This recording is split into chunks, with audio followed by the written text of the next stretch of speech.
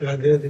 राधे राधे महाराज जी। महाराज जी, हम लाडली जी की कृपा से सही रास्ते पे चलने का प्रयास कर रहे हैं, पर कई बार हमारा बुरा करने चाहता है कोई, फिर हमारे साथ बुरा व्यवहार करता है तो हमारा संयम टूट जाता है।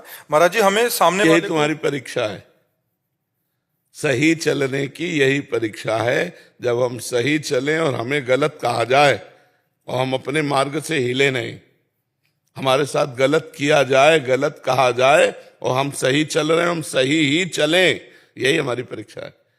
ये थोड़ी कि हम दुखी हो जाए, बैठकर रोने लगे। देखो, आप तो गृहस्थ धर्म में हो, हम भगवान के धर्म में हैं।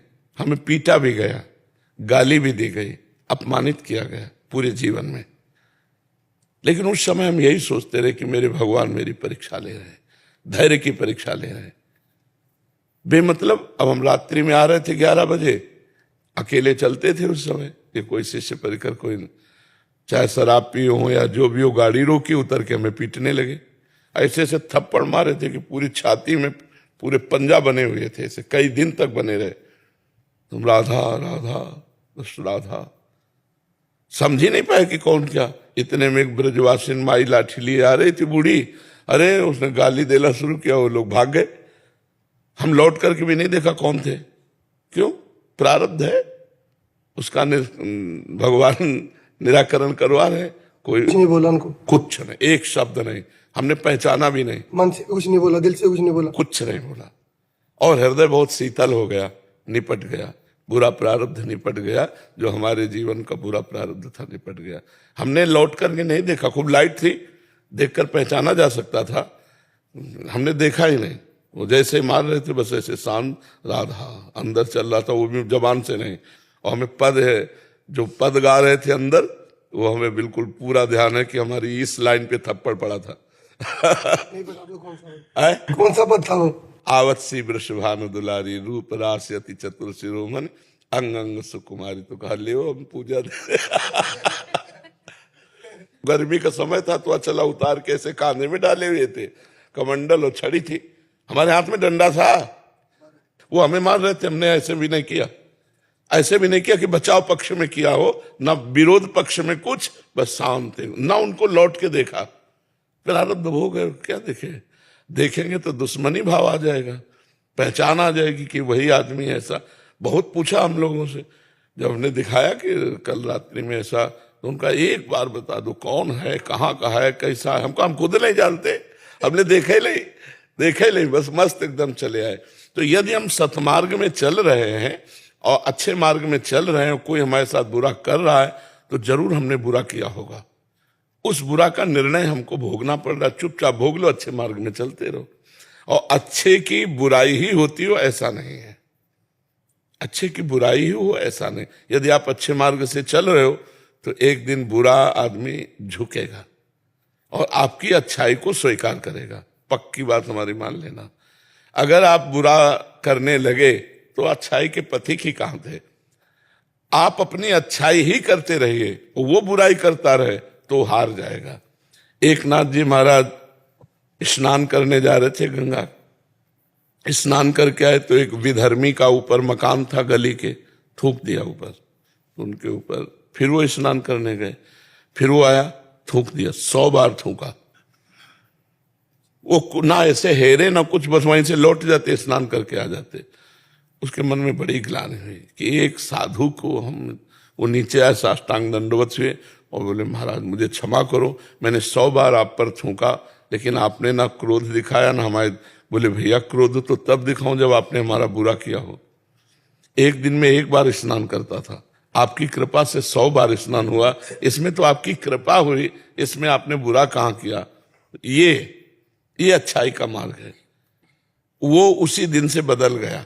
जब हम अच्छाई पे चलेंगे तो बुराई बहुत हल्की होती है, अच्छाई बहुत गरू होती है। हाँ, ये जरूर है कि अच्छाई पर टिके रहना बहुत कठिन होता है, क्योंकि बुराई जब अपना प्रभाव दिखाती तो हमें खुद अपनी अच्छाई पर विश्वास, लुटने की संभावना होती, हटने की संभावना। अच्छाई को पकड़ो तो फिर पकड़े रहो, कुछ भी हो परिणाम देख लिया जाएगा। तो बुराई करने वाला भी अच्छाई पे आ जाएगा।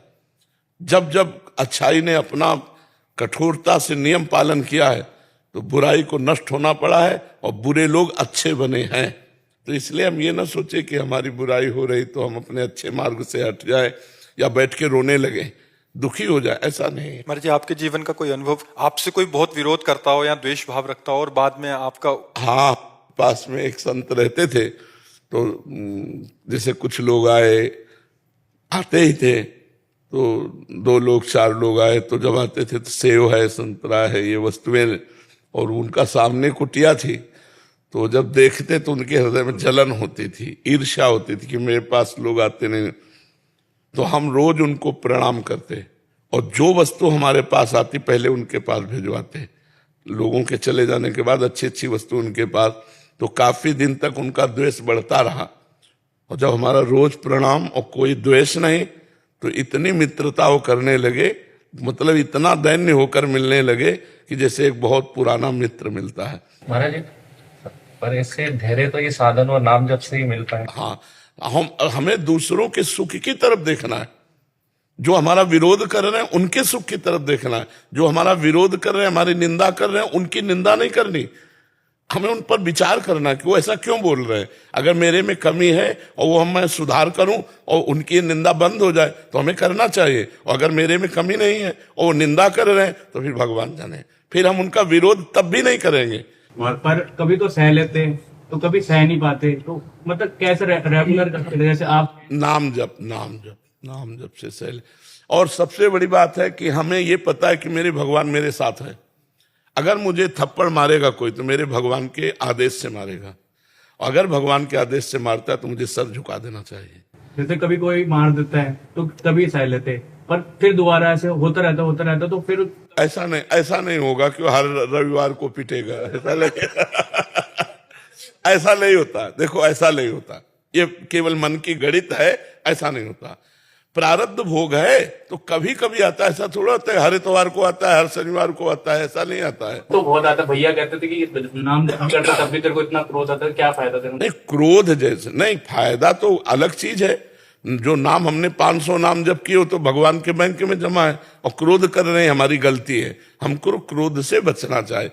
अगर क्रोध करें तो अपना तेज नष्ट होता है, अपनी बुद्धि मलिन होती है, हो जाती है। ऐसा होता है कि सबका नष्ट हो जाता है, फिर बाद में होता है कि क्यों गुस्सा करा। नहीं, गुस्सा आए तो एक उपाय है, मौन।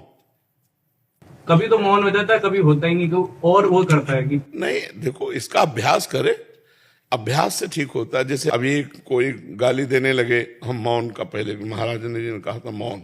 गुरुदेव, आपने तो जिंदगी बदली है, 2 साल से आपको सुन के आप नहीं बता। हाँ, धीरे धीरे आप इस क्रोध पर विजय प्राप्त कर लेंगे यदि मौन का आश्रय लें, हट जाने का स्वभाव बना लें। हार जाने में भगवान का बल मिलता है और जीत जाने में अहंकार पुष्ट होता है। सुनेरी मैंने निर्बल के बलराम, अपबल तपबल और बाहुबल चौथो बल है दाम, सूर किशोर कृपा ते सब बल हारे को हरि नाम। जो हार गया वो जीत गया, और जो जीत गया वो अहंकार में हार गया, उसका अहंकार पुष्ट हो जाएगा। और हम हार गए तो हे भगवान में आपके आश्रित हो, आप देख लेना। तो हम जीत गए, क्योंकि हम माया में नहीं, हम भगवान में स्थित थे जिस समय हार रहे थे। और जो जीत रहा था वो अहंकार में स्थित था। अहंकारी का विनाश निश्चित होता है, और भगवान के जो आश्रित होता है भगवान उसकी रक्षा करते हैं।